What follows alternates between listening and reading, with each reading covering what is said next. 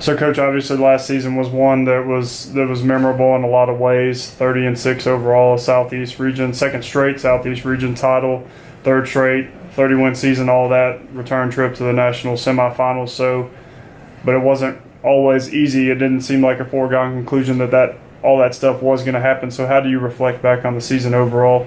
Well, I think it's one you have a lot of pride in. Obviously, it's an incredible accomplishment to get to get to the Final Four, get Elite Eight, get the NCAA tournaments. Amazing, but that group, is one.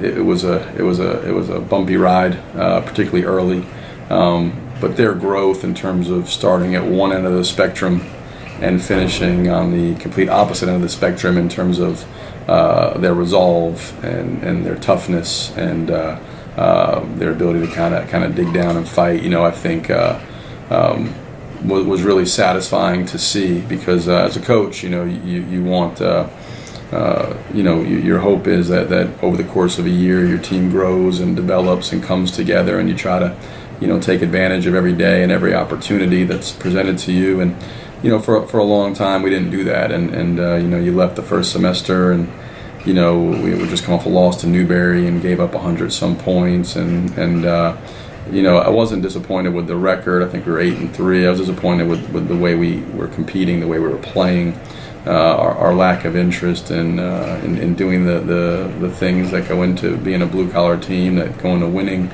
I thought we had some areas, effort areas. Our attention to detail was poor, and so all those things kind of were disappointing. The record wasn't disappointing, and we left Queens in January kind of with the same deal. I was prouder of our compete. I thought our effort level was better, but we were coming up short. We were having trouble guarding, and over the course of those next few months, we really developed into a team that had a really strong resolve. I thought we were a team that was really competitive. We found ways in a lot of very difficult situations to find a way to kind of scrap out wins, and that continued all the way through to the Final Four. And so to look back on that year, it's one of a lot of satisfaction because of the growth of the guys. I have a lot of pride in what they accomplished, and it was probably extra special to see two guys in Paul Woodson, Hunter Spaw. Paul, who had played very limited minutes in his first 4 years here. Hunter had played really no minutes his first 4 years here. Those guys to come in as fifth-year seniors, and Paul becomes through his work and through some injuries about as integral a part of our team as anybody. Maybe the most versatile defender in the country, and Hunter, was a huge part of our bench and a huge part of our rotation, and was a guy that really helped us in a ton of games, including, I think he had 22 at Queens or something like that in that January game, and it was just incredible for us all year long. And like I said, Paul. So I get it was a great a lot of satisfaction seeing those guys, their persistence and hard work and staying with it pay off there in their fifth-year senior year. Well, and obviously the injuries were a big part of the season. You had to learn how to play without Emmanuel for a while. He missed 10 games total, 9 straight. And then Dorian really missed the entire second half of the season with 2 different significant injuries. So how much do you think that impacted the team kind of coming together, and it's how the way it gelled late in the season? Well, I think it definitely did. I think anytime you have adversity, I think teams have experiences. Every team does. You have experiences, some good, some bad. And you have to kind of how you navigate those experiences dictate the kind of season you have, and we dealt with a lot of adversity. As you mentioned, we lost Emmanuel. He had a stress fracture in his foot. Dorian tears his meniscus, then he comes back his first game back and breaks his foot, knocked him out the rest of the season. Deshaun went down for 5 games with a sprained ankle. Hunter missed some time with a separated shoulder, and so it felt like we were constantly plugging holes. But I think adversity for this group, I thought brought us together, and usually it splits you apart, or it binds you together. And in this group's case, it really was a binding agent for us. I think we dealt with those experiences. Our margin for error narrowed.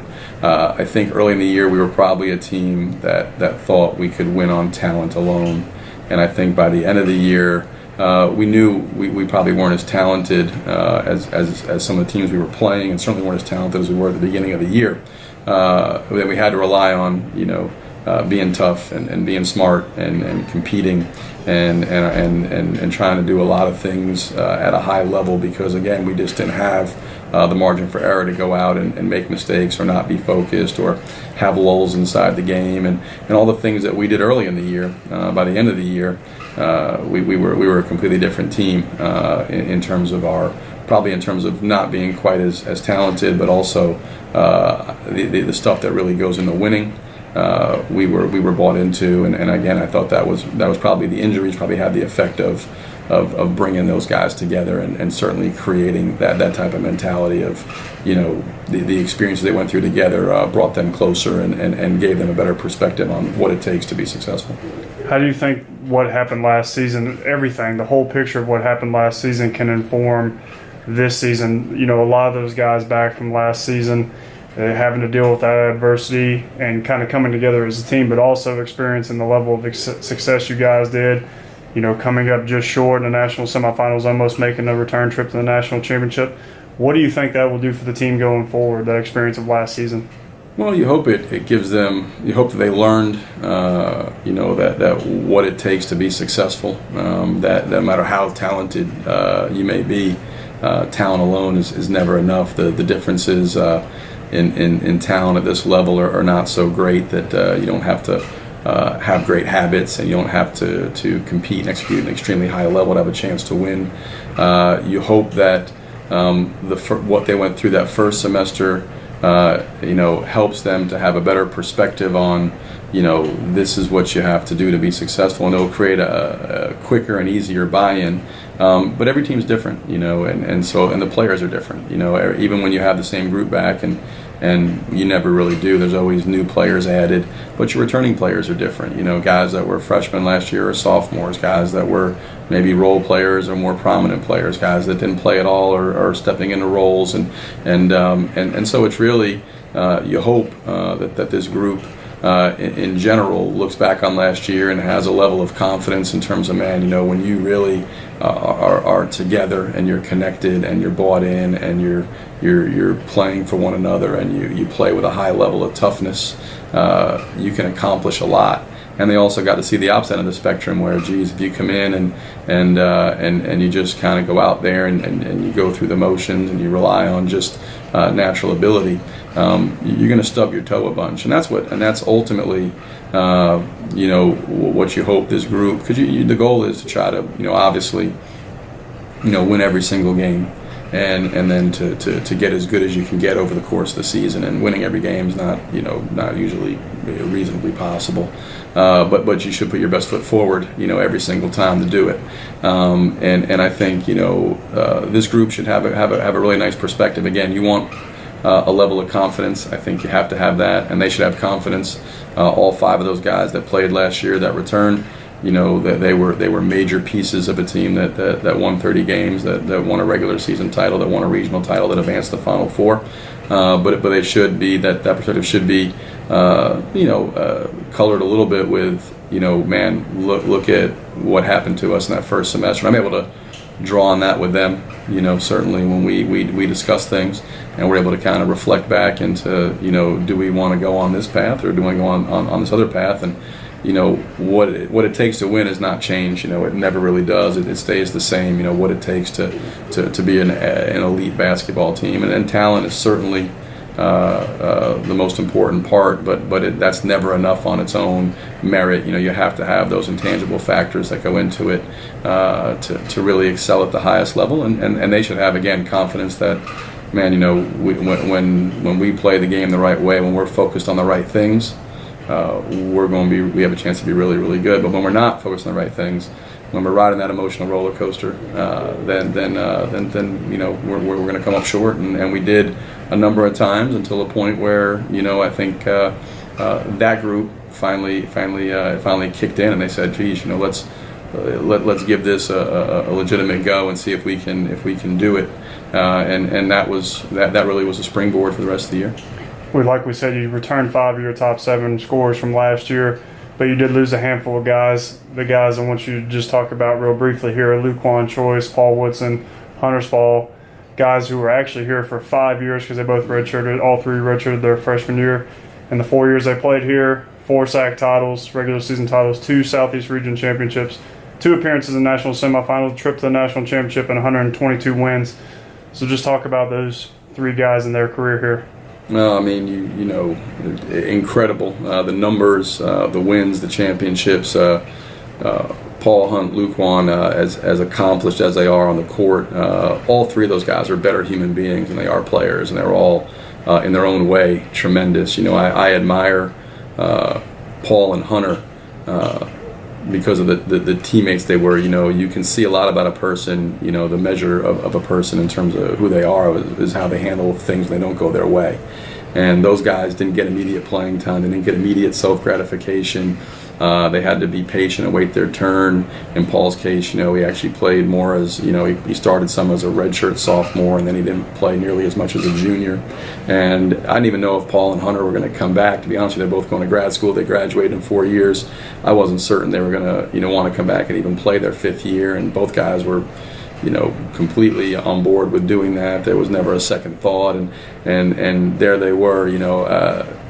And again, that may be as for me as gratifying a thing as happened last year, was seeing those 2 have the success they had to finish their careers the way they did. For Paul to you know, wind up being a guy who throughout the, you know, when Dorian went down, but throughout the rest of the season was a huge part of our success. And again, by the end of the year, he's in the Elite 80s guarding Isaiah Ellis, you know, who's a 6'8" All-American. And the next game he's guarding, you know, Justin Pitts, who's a 5'9" National Player of the Year. Hunter, you know, huge part of our success. Wouldn't have gotten as far as it without him. He was came off the bench for us, but was integral part of our team in every way, shape, and form. We don't get near the Final 4 without Paul Woodson, Hunter Spall. For Luquan, you know, I've said this many times. I think, you know, he was. You look at statistically. I think the best 2-way player in the history of the league. I do. I mean, everybody will focus on his offense, and I think the guy made 143s last year and shot 48% from 3, which is pretty good. He did that, and night in, night out, took on the other team's best player. And it didn't matter really 1 through 4. His versatility defensively, his ability to shoot the ball. You know, he was a 2,000 plus scorer, and he was a guy that even from his sophomore year on was a top of the scouting report type of guy. Just one of the great careers in LMU history and South Atlantic Conference history.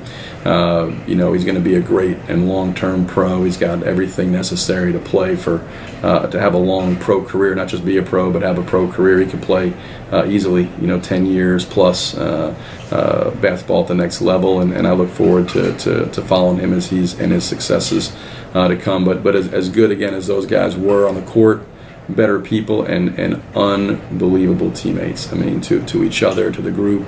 Their leadership was second to none, and certainly we're all very lucky that those 3 guys are LMU and will be the rest of their lives.